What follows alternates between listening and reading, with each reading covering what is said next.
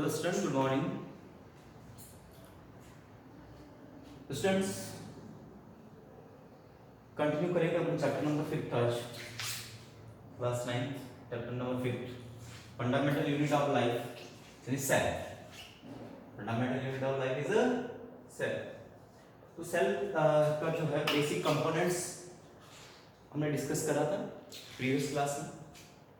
अब देखिएगा बेसिक या फिर जो what is cell made up of headings हमने डिस्कस करा था, पूरा फ्लो चार्ट बनाया था हमने.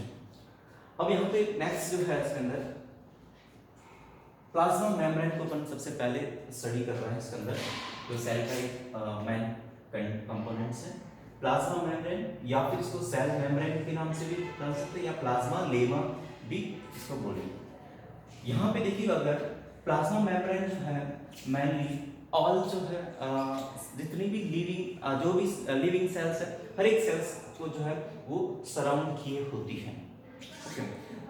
इसके अलावा जो सेल के ऑर्गेनल्स हैं mitochondria, endoplasmic reticulum, vacuole, Golgi bodies, these organelles also surrounded by the plasma membrane. अब देखिए ये जो प्लाज्मा मेम्ब्रेन है बेसिकली स्ट्रक्चर के अंदर जो है सिमिलरिटीज शो करती है.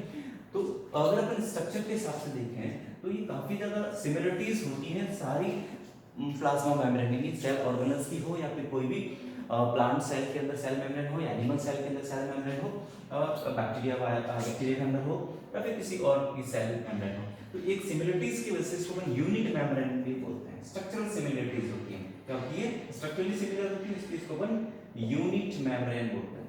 यूनिट मेम्ब्रेन भी बोलते हैं.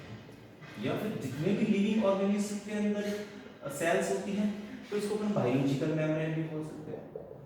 बायोलॉजिकल मेम्ब्रेन भी इसको अपन बोल सकते हैं. ओके. अब देखिए अपन अगर बेसिक इसका स्ट्रक्चर की बात कर रहे हैं सेल मेम्ब्रेन की, तो सेल मेम्ब्रेन मेनली जो है वो 3 कंपोनेंट से मिलकर बनेगी इसके अंदर. ठीक है. एक तो होगा इसके अंदर आपका प्रोटीन. ठीक है. दूसरा इसके अंदर जो है लिपिड. प्रोटीन और लिपिड ये मेन कंपोनेंट है. इसके अलावा कोलेस्ट्रॉल भी होता है इसके अंदर, अपन आगे पढ़ेंगे इसके अंदर कोलेस्ट्रॉल.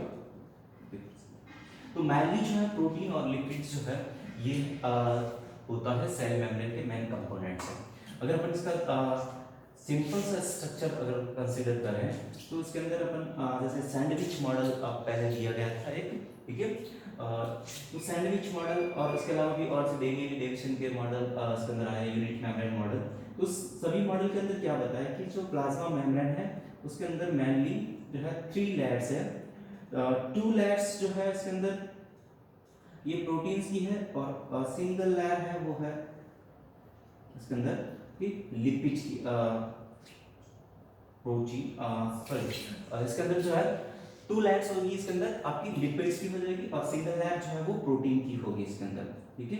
तो ये जो है इसके अंदर बाहर की तरफ अपने जो ड्रॉ करा है ये तो होगी इसके अंदर लिपिड लेयर. ये तो हो जाएगा इसके अंदर आपका फॉस्फोलिपिड की लेयर और प्रोटीन की लेयर इसके अंदर मेनली होती है इसके अंदर.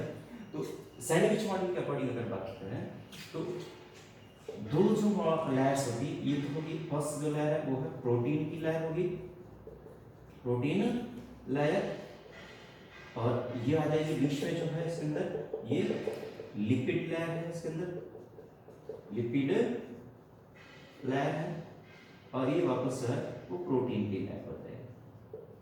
तो ये तो अकॉर्डिंग टू ओल्ड मॉडल है. इसके अंदर डेनियल डेविसन का मॉडल है, रॉबर्टसन का यूनिट मेम्ब्रेन मॉडल है, सैंडविच मॉडल है. इन मॉडल के अकॉर्डिंग जो है ये बताया कि प्रोटीन जो सेल मेम्ब्रेन है उसके अंदर जो है जो प्रोटीन लेयर होती है और उस बीच में जो है वो एक लिपिड, यानी इसके अंदर लिपिड के अंदर भी मेनली फॉस्फोलिपिड होता है. मेनली इसके अंदर फॉस्फोलिपिड्स होता है इसके अंदर. ठीक है. तो ये फॉस्फोलिपिड्स की बनती है. लेकिन ये मॉडल जो है बाद में रिजेक्ट हो जाते हैं. इसका रीजन ये है कि प्लाज्मा मेम्ब्रेन जो होती है वैसे जो है वो होती है फ्लेक्सिबल. क्या होती है? फ्लेक्सिबल होती है और सेमी परमेबल होती है या सिलेक्टिव परमेबल. सिलेक्टिव परमेबल होती है। अब देखिए फ्लेक्सिबिलिटी जो है, फ्लेक्सिबिलिटी को जो है ये मॉडल एक्सप्लेन नहीं कर पाएंगे क्योंकि इसमें बताया गया प्रोटीन की कंटिन्यूस लेयर है और लिपिड की कंटिन्यूस लेयर है, प्रोटीन की कंटिन्यूस लेयर। तो इस तरह से ये जो स्ट्रक्चर बनता है रिजिड स्ट्रक्चर हो जाएगा, तो इस हिसाब से जो है प्लाज्मा मेम्ब्रेन फ्लेक्सिबल नहीं रह जाएगी, ठीक है। तो दूसरी चीज़ है इसके अंदर यहाँ पे इन्होंने बताया कि जो है लिपिड की लेयर होती है, तो बीच में अगर कोई भी वाटर का मॉलिक्यूल्स या फिर वाटर सॉल्युबल पार्टिकल्स अगर इसके अंदर एंटर करना चाहें तो वाटर को ये अलाउ नहीं करेगा लिपिड की लेयर, ठीक है। तो कंटिन्यूस लेयर होने की वजह से लिपिड की लेयर इसको अलाउ नहीं करेगी वाटर के मॉलिक्यूल्स। तो वाटर का एंट्री कैसे होगा ये भी जो है ये मॉडल एक्सप्लेन नहीं कर पाते हैं। उसके अलावा इसके अंदर ये देखा गया कि जो प्लाज्मा मेम्ब्रेन के अंदर जो लिपिड और प्रोटीन का जो रेशियो होता है वो कंटिन्यूसली चेंज होता रहता है। तो इस हिसाब से तो प्रोटीन और लिपिड का रेशियो फिक्स होता है, तो फिर ये मॉडल जो है रिजेक्ट हो जाता है। तो सबसे जो एक लेटेस्ट मॉडल जो है वो दिया गया प्लाज्मा मेम्ब्रेन के स्ट्रक्चर को एक्सप्लेन करने के लिए, वो है इसके अंदर अपन पढ़ेंगे fluid mosaic model, fluid mosaic model, ठीक है। तो ये फ्लूइड मोज़ेक मॉडल जो है ये दिया था इसके अंदर Singer and Nicolson, Singer and Nicolson. ये सिंगर एंड निकोलसन ने जो है ये फ्लूइड मोज़ेक मॉडल को प्रपोज करा इन्होंने। तो इन्होंने इस मॉडल के अंदर क्या बताया देखिएगा स्टूडेंट, तो इन्होंने बताया कि जो प्लाज्मा मेम्ब्रेन है वो like iceberg floating in the sea. कैसे बताया कि जो प्लाज्मा मेम्ब्रेन का मॉडल वैसा ही है जैसे iceberg floating in the iceberg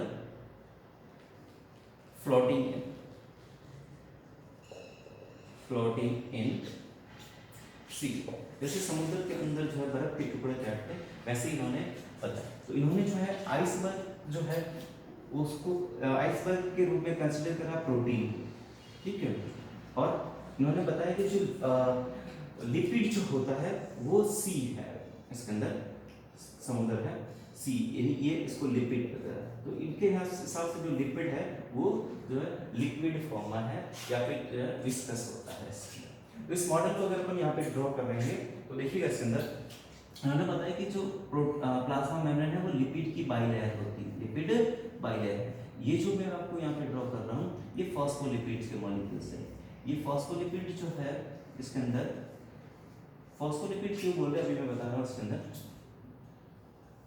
इसके अंदर ये जो है ये प्रोटीन्स है और कुछ प्रोटीन्स जो है वो पूरा one end to another end रहती है इसके अंदर, और कुछ प्रोटीन्स जो है इसके अंदर की तरफ जो है एम्बेडेड रहेगी, ठीक है, ये वाली प्रोटीन्स।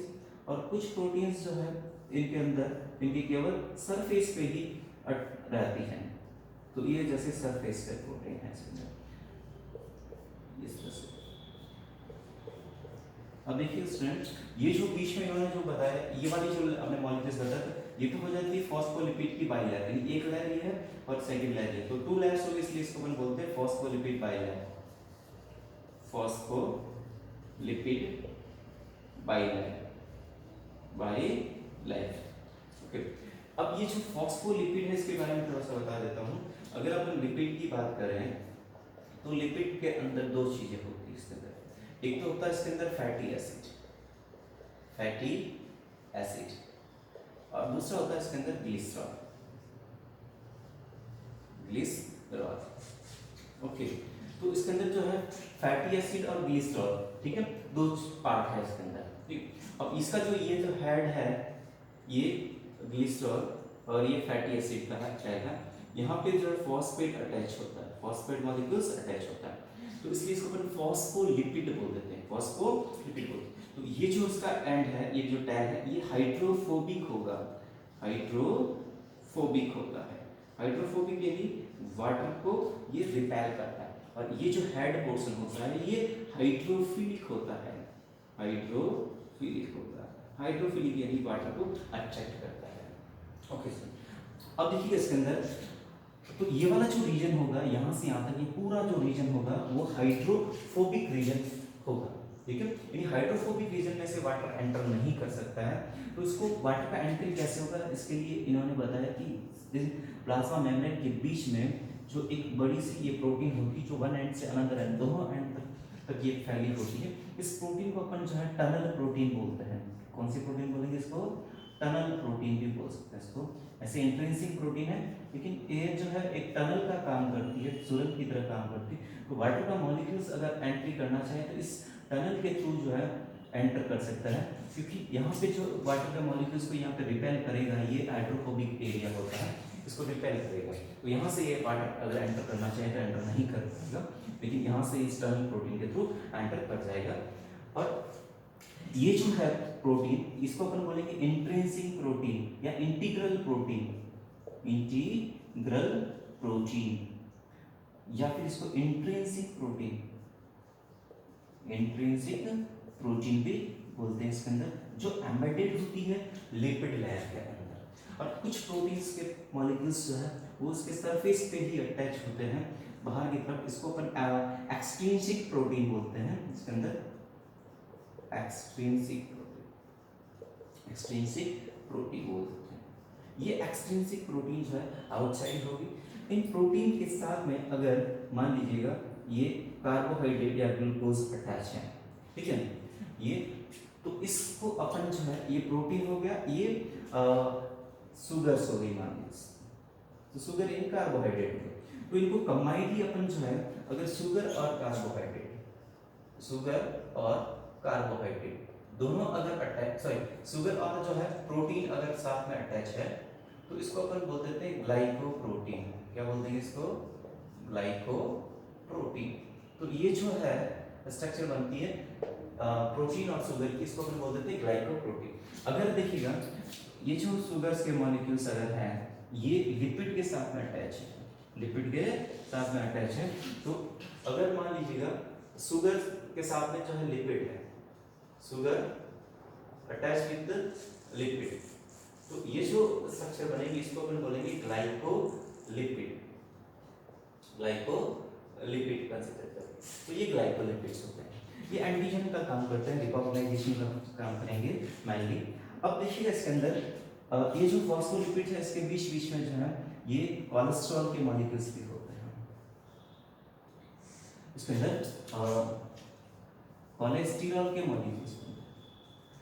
ओके, अब देखिए ये जो मॉडल है, ये जो पहले वाले जितने भी मॉडल्स थे इसके अंदर, ठीक है, सैंडविच मॉडल, रॉबर्टसन का यूनिट मेम्ब्रेन मॉडल, ठीक है, ये सारे मॉडल्स की जो अपन पता है कमियां थी, उसको ये मॉडल यहाँ पे एक्सप्लेन कर रहा है। तो कैसे एक्सप्लेन करा इन्होंने? पहला तो इसके अंदर था कि प्लाज्मा मेम्ब्रेन फ्लेक्सिबल होती है, तो इन्होंने बताया कि जो प्लाज्मा मेम्ब्रेन होती है वो फॉस्फोलिपिड की जो बाई लेयर होती है, ये फॉस्फोलिपिड जो होता है वो एक लिक्विड फॉर्म में होता है, या फिर इसके अंदर जो है ये फ्लूइड फॉर्म होता है। ये क्या होता है? फ्लूइड फॉर्म, फ्लूइड यानी जो फ्लो कर सकता है।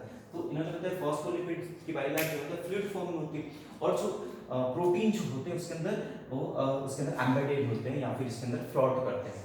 तो प्रोटीन जो है वो इजीली इसके अंदर फ्लोट कर सकते हैं। तो फ्लूइड है ये फॉस्फोलिपिड और ये इसके अंदर फ्लोट कर रहा है, तो मेम्ब्रेन पूरी कैसी हो जाएगी? फ्लेक्सिबल हो जाएगी। इसके अलावा देखिए वाटर के मॉलिक्यूल्स के एंट्री को जो पहले वाले मॉडल एक्सप्लेन नहीं कर पा रहे, वो इन्होंने बताया कि इसके अंदर कुछ ऐसी प्रोटीन्स होती हैं जो टनल की तरह वर्क करती हैं, जो हाइड्रोफोबिक रीजन का जो इफेक्ट होता है, ये हाइड्रोफोबिक रीजन होता है यहाँ पे, इस हाइड्रोफोबिक रीजन के इफेक्ट को यहाँ पे इस टनल प्रोटीन के अंदर नहीं होगा, ठीक है। तो वाटर का मॉलिक्यूल इजीली इसके थ्रू एंटर कर जाएगा, या वाटर सॉल्युबल कोई भी मॉलिक्यूल्स है वो सब्सटेंस है वो इसके थ्रू एंटर करेगा, ठीक है। नेक्स्ट एक इनका जो कमी थी इस मॉडल्स, पहले वाले मॉडल्स की, वो थी कि प्रोटीन और लिपिड का जो रेशियो होता है वो कंटिन्यूस चेंज होता है। तो इस मॉडल के हिसाब से तो जो है कोई चेंज नहीं होना चाहिए, बट इस मॉडल के अंदर इन्होंने बताया कि फॉस्फोलिपिड जो है वो फ्लूइड फॉर्म में होता है, तो ये जो प्रोटीन्स के मॉलिक्यूल्स है वो इधर उधर मूव करते रहते हैं। तो एक पर्टिकुलर हर एक टाइम के बाद में इसके अंदर जो है आपको रेशो अगर देखोगे इसके अंदर पर्टिकुलर एरिया का, तो रेशो जो है वो प्रोटीन और लिपिड का रेशो आपको वेरी करता हुआ मिलेगा, है ना। अभी जैसे सपोज तुम इतना से एरिया का लो, तो यहाँ पे देखिए 1 2 3 मॉलिक्यूल्स है इसके अंदर लिपिड के, तो लिपिड का 3 और प्रोटीन का 1, ठीक है। तो प्रोटीन और लिपिड का रेशो अगर यहाँ पे 3:1 आ रहा है, तो अगर मान लीजिए इसके अंदर थोड़ा टाइम बाद में ये कहीं मूव करके दूसरी जगह जाता तो प्रोटीन और लिपिड का रेशो फिर से क्या हो जाएगा, चेंज हो जाएगा। तो इस तरह से जो है ये मॉडल जो है सारे जो पहले के जो मॉडल्स की जो कमियां थी इनको ये यहाँ पे सॉल्व कर दिया इसमें। तो ये जो सबसे एक्सेप्टेबल मॉडल है fluid mosaic model given by the Singer and Nicolson, ठीक है। तो ये मॉडल हमने समझा यहाँ पे। अब नेक्स्ट जो टॉपिक है आपके इसके अंदर वो है इसके अंदर फंक्शन ऑफ प्लाज्मा मेम्ब्रेन। देखिए स्टूडेंट आपको यहाँ पे फंक्शंस के बारे में डिस्कस किया है इसके अंदर। तो प्लाज्मा मेम्ब्रेन के अगर हम फंक्शंस की बात करें इसके अंदर तो मेनली जो है फंक्शंस इसके अंदर पहले जो पहला फंक्शन इसके अंदर है प्रोटेक्टिव लेयर। पहला फंक्शन इसके अंदर function of plasma membrane discuss कर रहे हैं अपन इसके अंदर। तो पहला है इसके अंदर प्रोटेक्टिव मेम्ब्रेन है, प्रोटेक्टिव मैकेनिकल मेम्ब्रेन, मैकेनिकल ये बैरियर है इसके अंदर एक तरह से। तो ये क्या करेगा इसके अंदर कोई भी सेल को जो है वो प्रोटेक्ट करता है या फिर मैकेनिकली इसको सपोर्ट करता है, बैरियर का काम करता है। तो कोई भी बाहर से कोई भी सब्सटेंस है उसको डायरेक्ट एंट्री नहीं देगा। सेकंड है इसके अंदर जो है सेल प्रोवाइड करता है, सेल को एक डेफिनेट सेल प्रोवाइड करेगा इसके अंदर, ये भी जो है। नेक्स्ट इसके अंदर परमेबिलिटी होती है, तो ये कुछ सब्सटेंस को जो है वो अलाउ करेगा इसके अंदर एंट्री को, तो परमेबिलिटी होती है इसकी। तो सिलेक्टिव परमेबल होगी तो ये सिलेक्टेड मटेरियल को ही अंदर एंट्री करेगी। नेक्स्ट इसके अंदर रिकॉग्नाइजेशन, जैसे अभी बताया मैंने इसके अंदर एंटीजेंस के रूप में कुछ मॉलिक्यूल्स होते हैं, तो ये रिकॉग्नाइजेशन का वर्क करते हैं, जो बाहर से आने वाली मॉलिक्यूल्स को रिकॉग्नाइज करते हैं। तो ये रिकॉग्नाइजेशन नेक्स्ट फंक्शन हो जाता है। फिफ्थ जो है इसके अंदर आपका है सेल कंटिन्यूटी, सेल कंटिन्यूटी। तो सेल कंटिन्यूटी यदि यहाँ पे जो है एक सेल का जो है नेबरिंग सेल के साथ में जो कनेक्शन रहता है या एक्सचेंज ऑफ मटेरियल्स चलता रहता है उसको भी सेल कंटिन्यूटी बोलते हैं। नेक्स्ट स्पेशलाइजेशन, ठीक है। तो स्पेशलाइजेशन यानी सेल जो है वो मेम्ब्रेन मॉडिफाइड होकर कुछ स्पेशलाइज्ड फंक्शन करती है। जैसे इसके अंदर अपन बात करें विलाइज या फिर विलाइज होती है, यहाँ पे जो है इसके अंदर माइक्रोविलाइज की बात करें इंटेस्टाइन के अंदर, तो एब्जॉर्प्शन के अंदर हेल्प करती है, modification of the cell membrane. Next अपन एंडोसाइटोसिस की बात करेंगे, तो intake of the food materials या फिर लिक्विड पार्ट का जो है इनटेक होता है, तो उसको अपन बोलते हैं एंडोसाइटोसिस। तो ये भी जो है प्लाज्मा मेम्ब्रेन के थ्रू ही होता है, तो ये फंक्शन हो जाता है इसके अंदर। नेक्स्ट है इसके अंदर कैरियर मॉलिक्यूल्स, कैरियर मॉलिक्यूल्स। तो carrier molecules and cell membrane जो है carrier molecules help in the flow of the material and the information. तो एक तरह से ये कैरियर का काम करती है, कुछ मटेरियल्स का फ्लो करने के अंदर या इंफॉर्मेशन को फ्लो करने के अंदर हेल्प करती है। तो ये मेन फंक्शंस है इसके अंदर सेल मेम्ब्रेन के। एक और टॉपिक है इसके अंदर काइंड्स ऑफ परमिएबिलिटी, यानी अभी बात कर रहा है इसके अंदर सेल मेम्ब्रेन के अंदर परमिएबिलिटी होती है। तो परमिएबिलिटी की अगर टाइप्स की बात करें तो मेनली इसके अंदर एक तो होता है इम्परमिएबल, है ना, एक होता है इसके अंदर इम्परमिएबल, ठीक है, इम्परमिएबल। दूसरा होता है इसके अंदर सेमी परमिएबल, सेमी परमिएबल। और नेक्स्ट होता है इसके अंदर परमिएबल। और लास्ट होता है इसके अंदर फोर टाइप परमिएबिलिटी के अंदर जो है वो सिलेक्टिव परमिएबल, सिलेक्टिव परमिएबल। देखिए सेल मेम्ब्रेन की अगर बात करें, कुछ मेम्ब्रेन्स की बात कर रहे हैं, जैसे कि अंदर अपना कुछ प्लांट्स के अंदर क्यूटिकल की मेम्ब्रेन होती है, तो वो किसी भी मटेरियल्स को या मॉलिक्यूल्स को सेल के अंदर एंटर नहीं होने देती है। तो क्यूटिकल की मेम्ब्रेन जो होती है वो इम्परमिएबल होती है, यानी कोई भी मॉलिक्यूल्स को जो है वो सेल के अंदर एंटर नहीं होने देती है, अलाउ नहीं करती। तो ऐसी मेम्ब्रेन जो कोई भी मॉलिक्यूल्स को एंटर नहीं होने देगी सेल के अंदर, वो हो जाएगी इम्परमिएबल मेम्ब्रेन। सेमी परमिएबल यानी कुछ मॉलिक्यूल्स की एंट्री को जो है ये अलाउ करती है इसके अंदर, ठीक है। तो इसमें ओनली जो है सॉल्वेंट के मॉलिक्यूल्स जैसे वाटर के मॉलिक्यूल्स हैं वो एंटर करेगी, अलाउ करती है एंटर करने के लिए सेल के अंदर, बाकी जो सॉल्यूट के मॉलिक्यूल्स को एंटर नहीं होने देती। तो ऐसी मेम्ब्रेन जो होगी सेमी परमिएबल, यानी सॉल्वेंट को अलाउ करती है, बाकी सॉल्यूट को अलाउ नहीं करती। नेक्स्ट आ जाता है परमिएबल। परमिएबल यानी ये सबको अलाउ करती है, सॉल्यूट और सॉल्वेंट सबको जो है सेल के अंदर एंटर करने को परमिएबल या फिर परमिट होती है इनके अंदर। तो तो ये सभी को अलाउ करती है। नेक्स्ट आती है selective permeable. Selective permeable selected materials या सिलेक्टेड मॉलिक्यूल्स को जो है ये अलाउ करती है सेल के अंदर एंट्री को। तो इसके अंदर सॉल्यूट भी हो सकता है, सॉल्वेंट भी हो सकता है, लेकिन वो सिलेक्टेड ही एंटर होंगे इसके अंदर। तो उस ऐसी मेम्ब्रेन को अपन बोलते हैं सिलेक्टिव परमेबल मेम्ब्रेन बोलते हैं। ओके स्टूडेंट, तो ये था इसके अंदर आपका काइंड्स ऑफ परमेबिलिटी। नेक्स्ट इसके अंदर है transport of the material across the cell membrane, यानी सेल मेम्ब्रेन के जो है थ्रू मटेरियल्स का ट्रांसपोर्टेशन कैसे होगा, यानी कैसे मॉलिक्यूल्स जो है वो सेल के बाहर से अंदर या अंदर से बाहर की तरफ जो है वो एंटर करते हैं। तो उसके लिए अपन अलग अलग मैकेनिज्म पढ़ेंगे, जहाँ पे इसके अंदर एक्टिव ट्रांसपोर्ट और पैसिव ट्रांसपोर्ट। तो पैसिव ट्रांसपोर्ट के थ्रू कैसे होगा और एक्टिव ट्रांसपोर्ट के थ्रू मॉलिक्यूल्स का ट्रांसपोर्टेशन कैसे होगा, तो इसको अपन डिस्कस करेंगे नेक्स्ट क्लास में। इन टॉपिक से रिलेटेड अगर आपके कोई डाउट्स है तो चैट बॉक्स के अंदर सेंड करिएगा। Thank you.